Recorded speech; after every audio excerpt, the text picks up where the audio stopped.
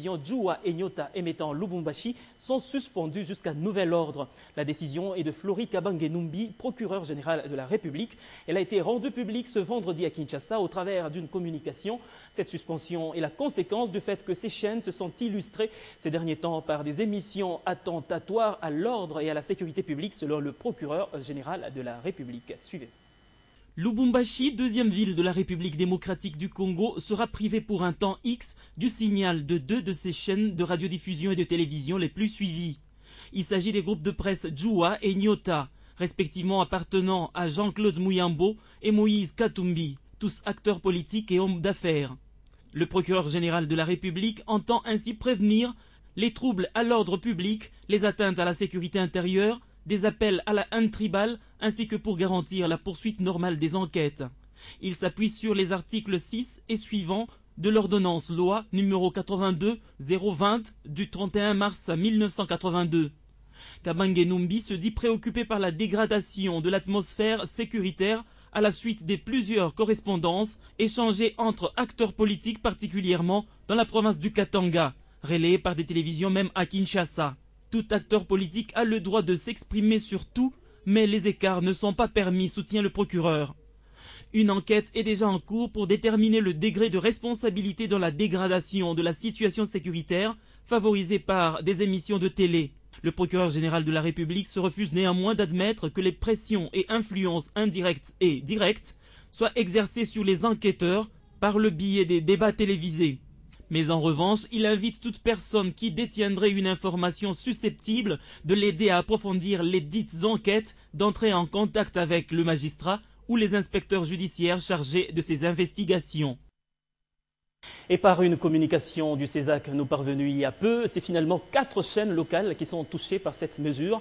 Pour 7 jours, Djoua, Nyota, Wantashi, RTNC Katanga TV n'émettront pas leur programme. D'autres sanctions visant des acteurs politiques et journalistes ont aussi été rendues publiques. Nous y reviendrons. On va continuer avec l'actualité en province. La Commission électorale nationale indépendante a publié ce vendredi la liste des candidatures recevables pour l'élection des gouverneurs et vice-gouverneurs du Kasaï occidental. La campagne électorale est prévue du 9 au 11 décembre prochain. L'élection, elle, est prévue pour le 13 décembre. C'est le rapporteur plutôt de la CENI, Mathieu Mpita, qui a donné les noms des candidats. Liste indépendant. Candidat gouverneur. Tukumbane Mapajika Patrick André, candidat vice-gouverneur. Musongo Kashilemba Freddy, liste indépendant, candidat gouverneur. Ngalula Kalala Mami, candidat vice-gouverneur. Pichindambi Sylvain, liste indépendant, candidat gouverneur. Ntolo Kalonga Valérie, candidat vice-gouverneur. Kiwete Minga Jules Désiré, liste indépendant, candidat gouverneur. Moussenge Tshisekedi Tom, candidat vice-gouverneur. Mukungu Pierre Abdallah, liste indépendant, candidat gouverneur. Kanyonga Mulumba Nicolas, candidat vice-gouverneur. Kassonga Ntalaja Charles, liste indépendant, candidat gouverneur. Kande Mupompa Alex, candidat vice-gouverneur. Karuno Ndongo Deler, liste indépendant, candidat gouverneur. Kande Kapua Monique, candidat vice-gouverneur. Minga Shanga Minga Bavon, liste indépendant, candidat gouverneur. Chibwabwa Kapia Kaloubi Benoît Janvier, candidat vice-gouverneur. Ndombi Pascal, liste indépendant, candidat gouverneur. Béa Mobiaï Bernard, candidat vice-gouverneur. Luete Katembo Raymond, Et enfin, liste UNADEF, candidat gouverneur, Ntumba Wantumba Toro, candidat vice-gouverneur, Lushimba Kakunga Alea. Là, c'était au Kasaï occidental. Dans l'entretemps, au Bas-Congo, la Cour d'appel a rejeté la requête en annulation de l'élection du gouverneur. Dans son arrêt rendu jeudi 15 novembre, le président de la Cour a évoqué un défaut de qualité dans le chef de l'accusation. La Cour a estimé que Maître Dieudonné Kalouba, mandaté par le secrétaire de la majorité présidentielle pour introduire la requête de Déon Koussou contre Jacques Mbadou, n'en avait pas qualité. Et en réponse à cette décision, le gouverneur intérimaire du Bas-Congo projette de toucher la Cour suprême de justice, et ce jusqu'à épuisement.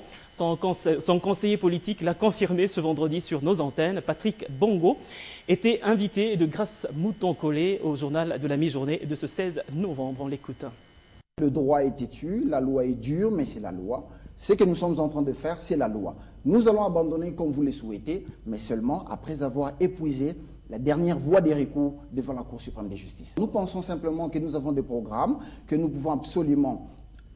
allons absolument terminer, et que par rapport à cela, nous allons tout naturellement devant la Cour suprême de justice, qui est une voie légale, madame. Ce n'est pas une invention de Déon Koussou, encore moins de la majorité présidentielle qui a donc présenté les candidats de Déon Koussou. C'est la loi, elle est dure, mais nous allons juste devant la Cour suprême de justice, et après avoir épuisé cette voie des recours, que nous saurons de quel côté se trouve la vérité. 9 ans, 8 ans passés à la tête de la province comme vice-gouverneur, c'est différent quand on est vice-gouverneur que d'être gouverneur. Quand on est gouverneur, on est le garant de la province. C'est le gouverneur qui répond des problèmes sécuritaires, des problèmes de la sécurité des personnes et des biens dans la province du Bas-Congo. Et vous savez, le Bas-Congo est en frontière avec deux pays, l'Angola et le Congo-Brazzaville. Donc c'est le gouverneur, en tant que chef de la province, qui répond donc de la sécurité au niveau de la province. Et c'est très important. Toujours en province, à l'Équateur cette fois, l'Organisation mondiale de la santé et le district sanitaire de la Chuapa viennent de confirmer l'épidémie de la fièvre jaune dans la zone de santé de Mompono, dans le territoire de Befale. Plusieurs victimes ont été déjà signalées. Et Pamafi Otinga vous en dit plus. Selon le résultat des analyses des laboratoires de l'INRB, et de l'Institut Pasteur de Dakar, rendu public de mardi en Bandaka par l'OMS et le district sanitaire de la Chuapa, la fièvre jaune est confirmée dans les zones de santé de Mompono. Nous en sommes au territoire de Befale où 35 cas, parmi lesquels 6 décès, sont enregistrés depuis le début de l'année jusqu'au mois d'octobre dernier. Le cas le plus remarquable est celui d'un enseignant au village Iléma, dans l'aire de santé de Nikuzuamba, au secteur de Mompono, dont tous les signaux se sont manifestés au retour de ce dernier de la chasse qu'il avait effectuée dans l'Omako. D'ores et déjà, une campagne de riposte contre la fièvre jaune est en voie d'exécution sur le terrain. Donc, quand l'épidémie de la rougeole qui touche le district de la Mongala depuis plusieurs mois fait aisément son expansion dans d'autres zones de santé de la province de l'Équateur. Les zones les plus touchées sont Bumba, Yamaluta, Yamungili et Yalifafu pour le territoire de Bukungu, district de la Chuapa. Bandaka, Pamafi, Otenga, Télé 50. Merci Pamafi pour toutes ces précisions depuis l'Équateur où l'artiste congolais Kofi Olomide séjourne pour quelques jours.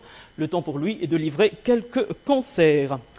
Et plus à l'est de la RDC, les combats entre les forces loyales et la rébellion du M23 ont repris depuis jeudi. Ces affrontements qui ont eu lieu près de la ville de Goma marquent une offensive musclée des FARDC qui voulait en finir avec le groupe rebelle. Le premier bilan officiel en début de soirée faisait état de 51 morts dans les rangs du M23. Le gouverneur du Nord Kivu, Julien Paluku, rassure que la ville de Goma est en parfaite sécurité, y compris la population et ses biens.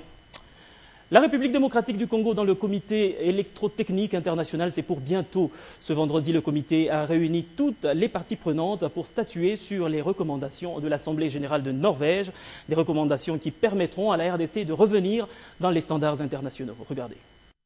Frappé de l'absence sur la scène internationale en matière d'électricité depuis l'indépendance, la RDC se réveille avec la mise en œuvre du comité électrotechnique national pour résoudre et promouvoir l'électricité, mais aussi l'industrie en RDC.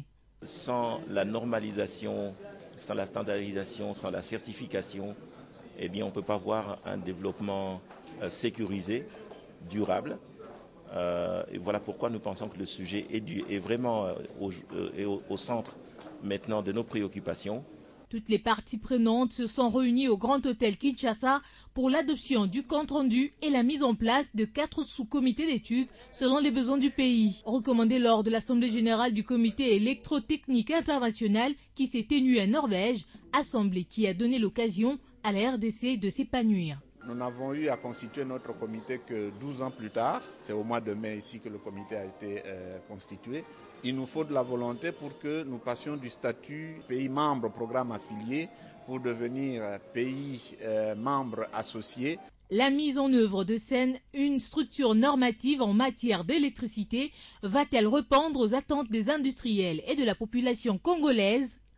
L'adhésion donc au respect des normes va garantir à la population un produit de qualité. Nous espérons également que donc le pays va s'ouvrir à la réglementation de ce qui entre et pour pouvoir effectivement entrer dans les concerts des nations. Nous espérons que ce sera un profit évidemment pour le consommateur final qu'est la population. Le ministère de l'économie se dit prêt à disponibiliser les moyens conséquents car ce comité a du pain sur la planche pour que le pays devienne membre de la CI et répondre aux besoins de sa population. Et puis la Banque centrale du Congo a lancé officiellement jeudi les travaux du comité d'informatique. Tout le système informatique de la Banque centrale va subir une forte modernisation en matériel et en personnel. La fluidité de transmission des données est le principal objectif poursuivi par ce comité. Et la cérémonie a été présidée par Jean-Claude Massangu, gouverneur de la Banque centrale du Congo. Suivez. Par la formation d'agents de la Banque centrale pour s'assurer qu'on puisse arriver à appliquer, mettre en œuvre notre stratégie en conformité avec des standards internationaux. Une rencontre particulière pour la Banque centrale du Congo, rencontre à laquelle ont pris part plusieurs personnalités du comité informatique du géant de la monnaie en RDC avec un seul objectif. Il était impérieux pour la Banque centrale d'avoir une structure qui va réfléchir sur les grandes orientations en matière informatique pour atteindre justement les objectifs que la banque s'était assignés dans son plan stratégique.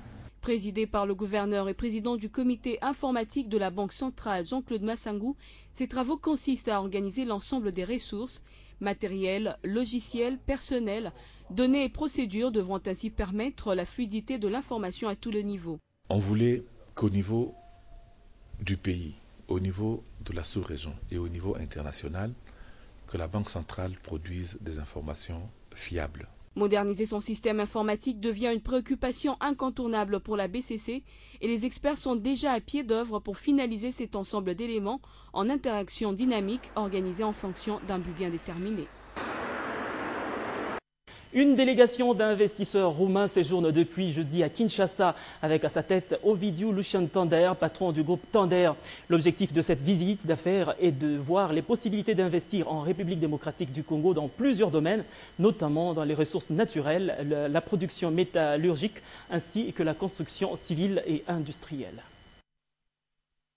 C'est une visite d'affaires de 2 jours pour la délégation roumaine du groupe Tander en RDC. Ils sont près d'une trentaine venus s'imprégner des opportunités d'investissement. Jeudi, la délégation a échangé au Grand Hôtel Kinshasa avec la partie congolaise, représentée par l'Agence nationale pour la promotion des investissements ANAPI. Une occasion pour le directeur général de cette structure de présenter